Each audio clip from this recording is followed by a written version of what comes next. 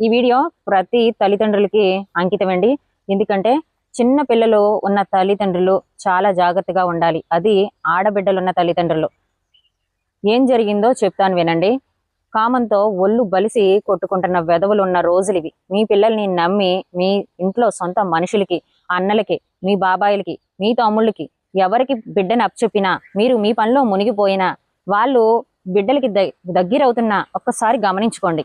అందరూ అలా ఉంటున్నారు అని నేను చెప్పకపోయినా చాలా మట్టికి ఇటువంటి దురదృష్టమైన సంఘటనలే జరుగుతున్నాయి.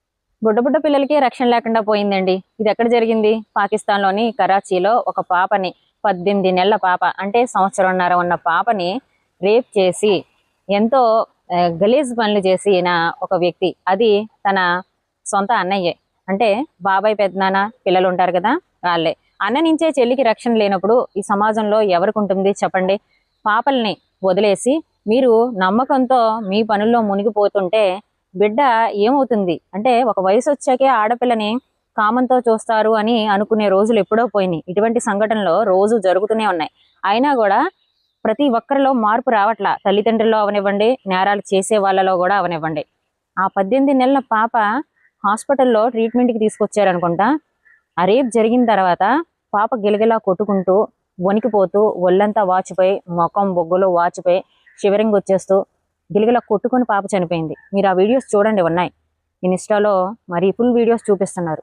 పాపకి ప్రైవేట్ పార్ట్స్ దగ్గర బ్లడ్ వచ్చేసి విపరీతంగా కారిపోతూ ఆ నరకం పసిబిడ్డ ఎలా తట్టుకుంది. ఆ నరకం ఏమిటి అన్నది ప్రతి ఆడబిడ్డకి తెలుసు. అది సున్నితంగా ఇష్టపూర్వకంగా వెళితేనే అది ఎంత పెయిన్ ఉంటుందో తెలుస్తుంది.